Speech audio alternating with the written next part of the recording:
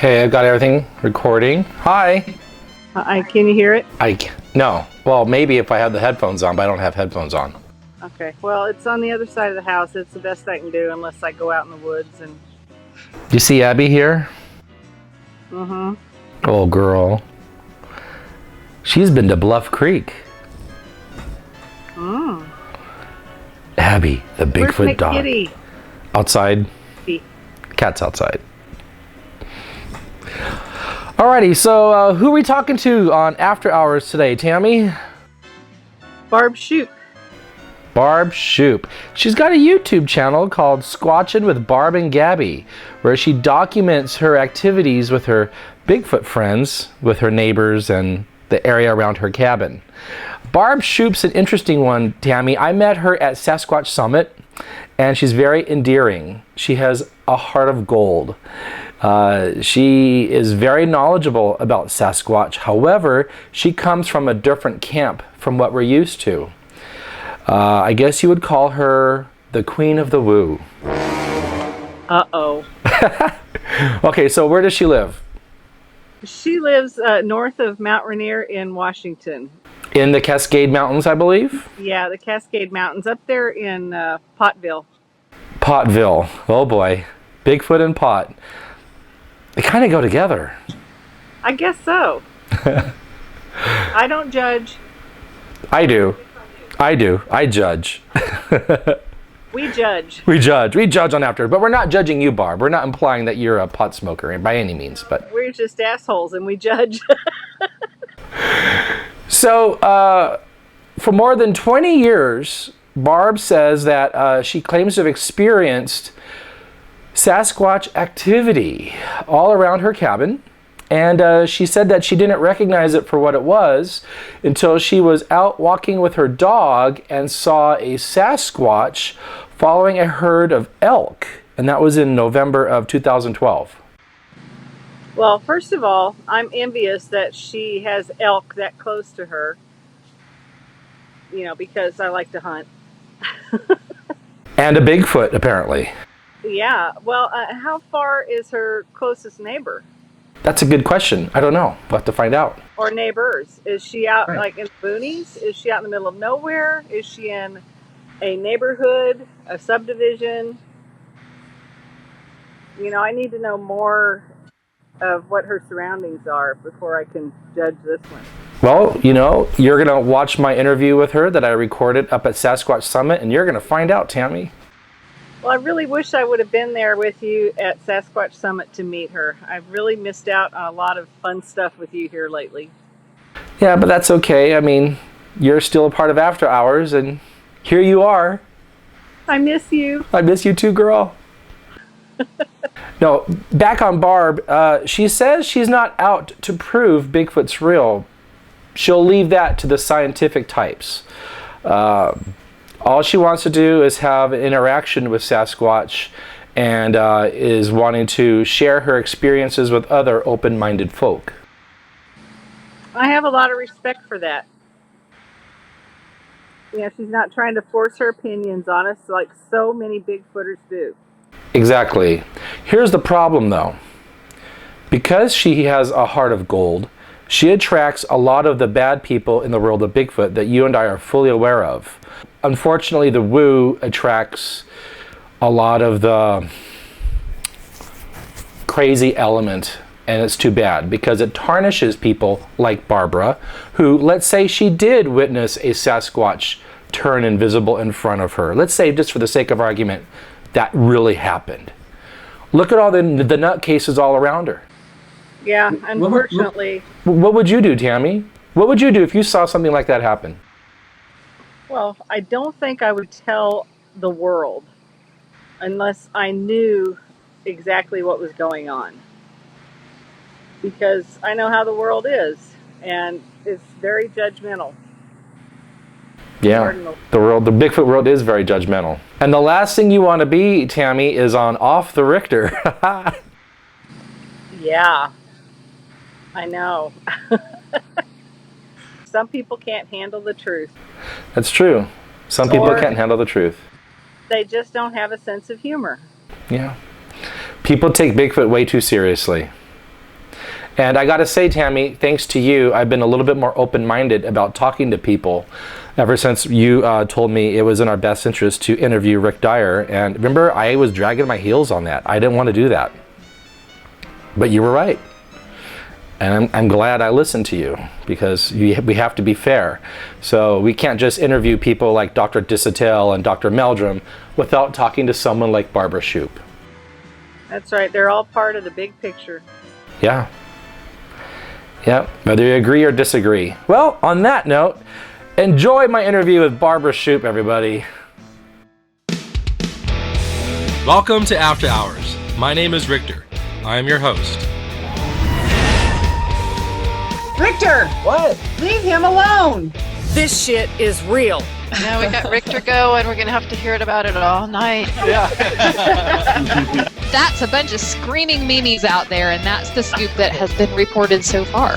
Thanks for dropping me like a stud. I'm not interested in believing in something. Either it's real or it's not. By your opinion that you are no-kill, you are dooming the species to be extinct. They are what they are. It doesn't matter what we call them. Let's remove ourselves from them a little bit. And I think that's something that the Bigfoot community can actually learn a little bit from. I actually am trying to push the envelope of science here. When are we going to make a video, Rictor? And I mean not an X-rated one. Dr. Todd, you've also been called the scoff stick. Yeah, well. Have these creatures stood against a backdrop of trees, I probably never would have seen them. You can't talk about I can! So you guys are going to bag a Bigfoot and get us a body. We're giving it our best efforts. We thought that we had the holy grail of DNA. Our hero, Bob Gimlin's with us. Hello, is this thing on? Am I muted? Can you hear me? Hey, Rictor, I've got a question for you. How does it feel to lose Bigfoot bounty? My question is, why do you think Bigfoot is real? Rictor does put a lot of effort into his costuming, doesn't he? Yeah, well, I mean, by effort, if you mean bending over and picking up whatever's on the floor. My. Well, in my opinion, After Hours with Rictor is the #1 Bigfoot webcast. What's your name again? Don't piss Rictor off. Rictor, behave. Hey everybody, you're watching After Hours with Rictor, and I have here Barbara Shupe. Now, if you don't know who she is, she has a wonderful YouTube channel called Squatchin with Barb and Gabby. Oh. Check it out, right here. She has an amazing dog. The dog has a nose for Bigfoot, literally. And apparently Barbara does too.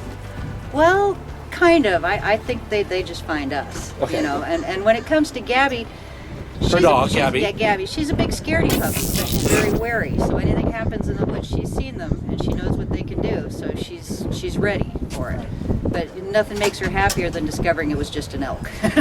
Now, Barbara has been into Bigfoot ever since she's been a child, but she lives in a squatchy area in Washington where she and her husband have heard screams. I believe, something hit your cabin where you live? Oh yeah, it hit the house, hit the side of the house. Have you had a visual sighting? I have. I've had 4 daylight sightings right around within a mile of the cabin. Now, have you ever felt scared, threatened? Is it a Bigfoot? Well, you said sightings. Was it a bear? Was it? No. Could be crystal clear. Crystal clear. Face of an ape, really tall. Face of an ape. Head about that big. Yeah. Huge head. Huge now, she was taking a bunch of people on a little hike, and it's in a video that Barbara was filming. Something hit this hard enough in the middle that it broke it there, but it didn't knock down either end. Both ends are still suspended. wow. Pretty cool. Yeah, so something had to have hit it really hard and really fast right in the middle to break it there, to not break these smaller pieces that are supporting it at either end. Yeah, that had to have been, Yeah. like a thrust and not a hang, you know what Yeah, I'm saying? 'Cause if something if hard they'd and hung on fast. it for any amount of time, The heck was top that? probably Did you came see down. that? Sam's been checking it out. And you could see it just drop down and take off, and you said you saw it from the waist up? About the waist up, yeah. Right. And it wasn't very tall. It was only maybe about that tall. Right. And what you see in the video is we didn't see that at all, or at least I didn't. And it was right in front of me. And in the video, it drops down and goes under this log about that big around that was maybe 3 feet off the ground. Just hanging. It went underneath that. And I think when I saw it, it was just a split second after the video captured. Awesome wardrobe. Thank Makeup. It's got to make her look good, people. Thank you. It dropped down, went under that log, and I think when I saw it is when it popped up on the other side. Because I saw the black figure from about the waist up, the domed head, no neck, just total triangular shape, and it just took off to the left. Right. And so that's what I saw. I wasn't aware that the cloaker part of the video had been captured until later on that night when we checked the film. Okay, so cloaking. I hate that word. I'm not fond of it either. I like the word camouflage. Okay, great. Advanced camouflage. Camouflage is scientifically proven in the animal kingdom. We see it with lizards, octopuses. Granted, Sasquatch has hair. It'd be interesting to know how hair can change colors and blend into its environment, but then it's a dark-looking creature. And then the forest is dark. There's shadows, there's browns, there's dark greens, so it naturally blends it, I think, in its environment. See, I was a firm believer of your train of thought, okay? Okay. The big one that I saw that really opened my mind, the Bigfoot being there, I was looking right at him. He took a step and vanished into open air. There was no how does cover. That happen? That's what I wondered. I mean, okay, if there's an energy source or something, then they would require a battery pack or something. You know what I mean? Right. So how does it vanish? So what at the time, I'm thinking, oh my God, I just saw Bigfoot and it disappeared. How can I tell anybody I saw Bigfoot and it disappeared? So I spent probably 2-3 weeks going back to that spot, looking at it from every angle, because at that point I'd never even heard it was a possibility that Bigfoot cloak. I'd never heard of it before. So I was trying to logically figure out what I had seen, and finally I got to the point where, okay, it must have just dropped to the ground so fast that my eyes couldn't perceive it, and then it crawled away behind a rise of ground. And I stuck with that. That's what I believe. That logically explained it for me. Okay. And, even after that, when people told me about cloaking, I still didn't believe that's what it was. I didn't think that it was real. Because animals don't cloak in this world. Right. What makes Bigfoot so special? Even though I had seen it do this with my own eyes. Yeah, so it wasn't until almost 2 years later when we got the cloaker on camera that I finally realized, oh my gosh, this really happens. And that day that I saw the big guy just step off into nothing, that's really what happened. No more rationalizing and making excuses for what I saw. That really happened. It wasn't just a matter of it dropped to the ground. Because, that's something I've always struggled with was how does a 10-foot tall creature that's like 800 pounds or more drop to the ground so fast that your eyes can't perceive it, I see things in the woods all the time that move so fast they're a blur, but I mean, you see dogs running fast or birds flying and they're fast, but they're not so fast they're a blur. Correct. So there's something that they do with it. They vibrate, they move just faster than we're accustomed to perceiving that our eyes work with. I don't know how it works, but it happens. And I really do believe that there is some kind of scientific, logical explanation for it. I don't think that the term... there has to be. The world is the term based woo on... doesn't refer to unicorns and just magical fairy dust stuff. No, it's real.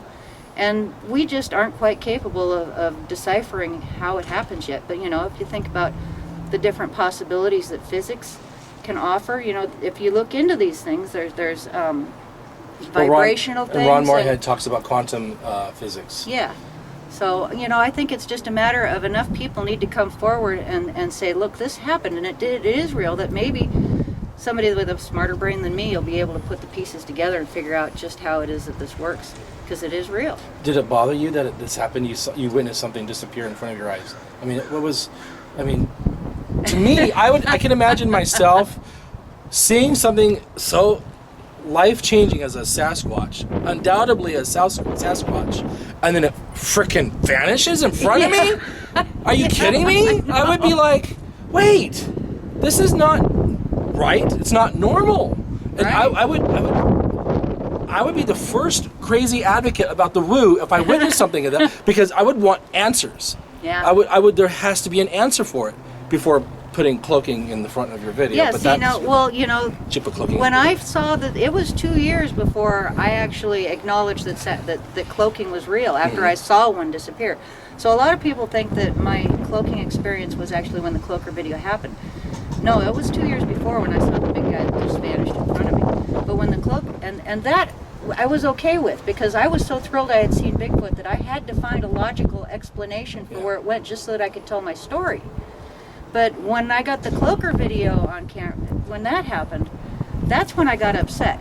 Because Barb and Gabby was always based on total reality. There was nothing in there that, you know, we'd speculate on things we'd find, but nothing was ever sci-fi-ish about it. You know, it was all based on actual things that we found in the woods, whether it be structures or footprints or things that happened at their gifting area, witness accounts. It was all based on real things that, you know, we can grasp and wrap our heads around. And cloaking was something that wasn't, there was no room for that in here. You say you've been finding stuff outside in the woods and stuff. Do you ever find stick structures? Oh, yeah. Are they close to water? Yes. They're always, I can back that up. I have found a rather impressive, when I was on Bounty with Dax, we found a huge stick structure by the Klickitat River. And it was maybe, I don't know, 200 yards from the water. Very close. Wow. Because the river drops down. It's like a little mini cliff and there was this giant. Wow. It was impressive. When it comes to Washington State, it's really, especially Western Washington, it's hard to find anywhere that's not near water. Yeah. True. There's always a swamp, pond, creek, river, something. Mm-hmm. Yeah. So unless you're up high on a mountain. Now I want to ask the controversial question: are you pro-kill? No. Why? You know, honestly, for my own, I believe there's people out there that enjoy hunting and they have every right to do it. It would solve the mystery. It would solve it. We'd have a whole different honestly, Bigfoot convention right now. I don't want to see anything die. I don't want to see anything taken from its family. You know, as far as I'm concerned, this creature was born. It was raised. It grew up and it experienced life, and it has a right to finish its life the way nature intended it, not for somebody to come and take that life away just for the sake of proof. You know what? I know they're real. I already know that for a fact. I don't need proof. And if other people out there really need the proof that bad, they should go out and have the experience for themselves. Mm-hmm. You know, that's the only way you're ever going to really know, because people can tell you anything they want to tell you. And you can take it with a grain of salt. You can believe it, every word of it. However you want to accept that information. But to go out and take some creature's life just to prove it, that just isn't right. So you're not in it to prove Bigfoot's real? No. All I want to do is have experiences and learn from those experiences. Hopefully, create some kind of interaction so that I can learn more that way. Diane Fossey, ladies and gentlemen. But hold on to your head, Diane. Do you know who Diane Fossey is, boys and girls? She lost her head. Well, literally. For the gorillas. Why don't we go with Jane Goodall here? Old and senile? I'm kidding. I'm kidding. That's horrible. At least she's still alive. Alive and kicking, doing well. I'm just joking.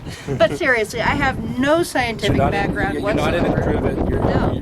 Okay. And the things that I show, the things that I find, I don't even really think of them as evidence. It's interesting, you know, and that's when I have a scale. It's the Barb and Gabby scale of things that I find in the woods. Most things fall under the category of that's interesting. Might be Bigfoot related, but might not. I don't know. And then there's the things that are, wow, that's really cool. That's probably Bigfoot related, but I don't really know it for a fact. And then there's that tiny little percentage that you go, oh my God, that was Bigfoot. And that usually involves the sighting. What she's saying right now is what totally separates her from that frickin' lunatic. We know who he is. Be nice. We all know who he is. Dr. Matthew Johnson. This is what's up, because he says that's Bigfoot. And then she's like, I don't know what it is. I'm here to enjoy it. I'm here to learn, try to understand it, blah, blah, blah. That's totally different than what that lunatic says. And nice. I am being nice, because this is the truth. No, okay, wait, stop. She does not demand followers. She does not demand her word being taken as gospel. She does not compare herself to John the Baptist. No, I don't. Am I lying? No. Okay, see what I'm saying? I can appreciate Barbara's experience and talk to her about this, because she's not banging you guys that are watching this over the head with what she thinks it is, and that we need to take her word for it. And I think that's crazy. That's wrong, and it's arrogant. And she's not arrogant at all. See, I might speculate on what I think something is, but when I share something, I take it for granted that our viewers have a brain of their own and figure it out. I want them to think for themselves. So what I do is I'll go out and I'll show you what I found, and I'll tell you about what we've experienced, and let you make up your own mind. You know, I'm not going to tell anybody what they should think. And people say that I'm not open-minded. I actually am. I would love to experience something like that. But I would also be the first, the loudest cheerleader for it if I had witnessed or experienced something like that. Well, you know what? I hope you do get your experience. That'd be great. It would. You know? It'll change your whole world. What happened to Rictor? Rictor's gone woo! You know, Rictor boarded the woo train. Choo-choo! And you can blame me. That's right. Barbara converted me. I've gone from guys to girls, just like that. She saw a huge Sasquatch disappear in front of her. Now, if you were locked and loaded, and if you had a gun, coincidentally aiming at it, could you have been able to take it out? Oh no. First of all, I wouldn't be carrying a gun. I'm just saying, hypothetical. If this had happened, if there was a gun in my hand that was loaded and ready to shoot when I saw that Sasquatch, you know what I'd have done? I'd have thrown that gun as far away from me as possible. Really? Because there is no way that you could take down what I saw in a shot and not have it come back at me. Oh, really? So it's that big? So, I don't want them to see me as somebody that's going to harm them. Now, did you see those big, huge hand casts that Cliff's got on his table? I did. These casts are twice the size of my hand. Yeah. Can you imagine something like that coming at you? I mean, it's insane how big these hands are. Do you really want to piss that off and not know if you've taken it down? Do you really want to do that? I can't shoot to save my life. I carry a lightsaber. I might take its hand off. It's not a real lightsaber, boys and girls. So, Barbara, in Bigfoot culture, you have different tents. And some people can go from this tent, the science tent. Some people go to the woo tent, and then to the hoaxer tent, and into the storyteller tent. There's so many different tents, different groups of cliques of people. Each one has its own problems and merits. And you are literally in the woo tent. I am in the woo tent. Yes. So, but let me point out, it's not willingly. I never wanted to be in the woo tent, but I can't deny it. Hold her in like they're pulling me in. No! They've done it to me. Okay. So, what are the challenges of the quote-unquote woo community? Well, first of all, you know, people that don't really have any idea. Yeah. Well, no evidence. And that goes for science too. There's no scientific proof of Bigfoot. How do you prove something that you can't recreate, that you can't reproduce? How do you test something that you have no control over? There's no data to test. Okay, now this is, for instance, okay, we just saw Tom Powell in here doing his presentation, and he referred to how going fishing is a paranormal event. Because you can look in the river, you know there's fish there. Can you see the fish? No, you just kind of have to assume they're in there, right? Okay. So, same thing with Bigfoot. You know, we know they're out there, but how are you going to actually get them to cooperate with your experiments to prove? It's like, okay, you over there, could you cloak on camera now? And then we're going to do all. They don't do that. They're not going to let you do that. So there's no actual way to prove it. The woo community has actually a commonality with the scientific research community, and that you can't test it. You can't.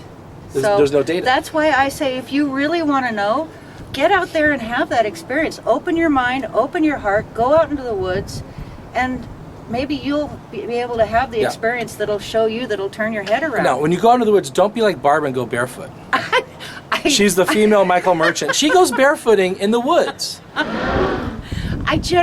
You know, I'm civilized now. I either have my boots or my flip-flops. Let me skip this. All right. Let's see those hooves. See? She's got shoes on. She's got shoes on. See? All right, shoes on public. Okay. Civilized. Yeah, she is. She's a civilized woo. There you go. So there's commonality in everything because there's no testable data. There's no proof. Right.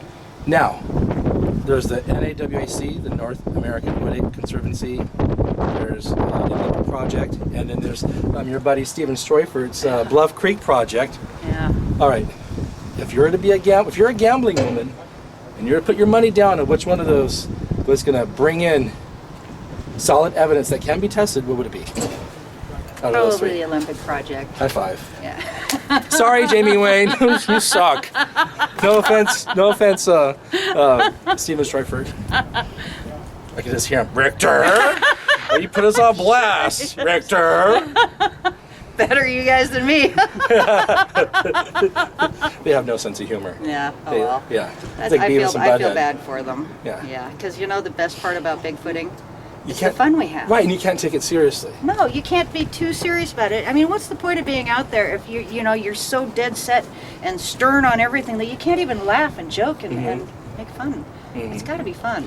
So, being that you have these experiences and personal thoughts on the subject matter, you are public on YouTube with Gabby and your videos. Have you had death threats? You're lucky. I don't pick on anybody, and when people try to pick on me, I just ignore them so they go away. Have you had anybody show up at your house? No, but I did hear that my neighbor told me that last summer while we were off on a camp out there was a man with 2 little girls, and one of them was in a wheelchair that had come down the road and was standing in the road looking at my cabin, and the neighbor came out and asked him what they were doing, and I guess the little girls were big Barb and Gabby fans, so Dad had come and brought them down to see my cabin. Without even contacting you? They did. They just stood in the road and looked. That was all. Weird. Yeah. Yeah. But on the other hand, it's kind of sweet, that it inspired those little girls. That one's sweet. No, I've never felt threatened by anybody. It's anybody who's going to take this stuff that seriously that they got to get that mad and upset about it. Well, I don't really have time for that. They need to find it. So, do you think Rick Dyer shot a Bigfoot? No. Do you think Justin Smith shot a Bigfoot? That I don't know. To say one way or the other would be speculation. All I can say is that I really hope he didn't, and it makes me really sad to think about it. Yeah. He did. Yeah. Because if he did, it was wasted. The whole point of doing it was wasted, Right. and there's a life gone. I mean, if the story that he tells is true, that's just heartbreaking and devastating. Because you know what? That came from somebody's family. He had a mother. He probably had siblings. Somebody cared. Somebody's heart was broken over that. Not to mention that poor creature's life that was ended without a thought. Without a reason. Without a reason. Yeah. It's very sad. Well, how can people watch your videos, Barbara? Google me, Barb Shupe, and it'll Squatchin' come up. with Barb and Gabby. Squatchin' with Barb and Gabby. You Google that too. Yeah, you'll find us on YouTube, and we've got some really interesting stuff. We've got our camp out series that we do, and we go and document people's experiences when we go to different places or in Greenwater. We've got local witness reports. We haven't done any gifting for the last year. Now, isn't that dangerous? Gifting? Think about you're feeding wild animals. You're acclimating them to human behavior and like bears. I mean, Dr. Johnson's been feeding raccoons at SOA. Well, now, let me put it this way. We stopped gifting about a year ago. The gifts stopped being taken, and we felt that, it was time to move on. It had served its purpose. So that was part of the experiment, was to stop, because everybody's saying, oh, you're feeding wild animals, somebody's going to get hurt.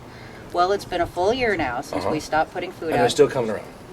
The Bigfoots are still coming around, but nobody's been attacked by raccoons that are thinking they're going to have food. There's been no repercussions from the wildlife whatsoever. Up at the kill site, when I was up there with Tammy and Justin and this guy named Neil Bergstall. Yes. He was hammering bacon on all the trees. And this is a bear-infested area. Yeah, see, that's another, we never used meat. We were like, take that bacon down now. Yeah. And then the forest rangers and the fish and game people came because Justin's a poacher. And 4 trucks came, 8 armed officers ran everybody's tags, checking everything. Well, thank you for doing After Hours. Was it painful? What are your thoughts on the experience? It's actually very pleasant. You're not so bad. No, don't tell people that. Oh, They need to fear me. He's a jerk. It's true. I don't lie very well. Well, thank you very much. You're welcome. And it's been real nice meeting you, and it's been fun doing this interview. Okay, so I just made a face at the camera when I was hugging did you? So we're gonna hug again this way. My head will go this way, and then you make a face. Okay. Okay. All right. Well, bye. Oh, great meeting you. Oh, you're wonderful. Okay, it's been great. Did she make a face? Not at all. Have you met Josiah? No, I haven't. No, Josiah, Special Forces military. Okay, hold on. I need a drink. Guess what's in my Yeti? Beer. Nope. Guess what's in my Yeti down below? Does that sound right? Guess what's in my Yeti and tell us what you think I'm drinking down below. And don't forget to subscribe. Give us a thumbs up.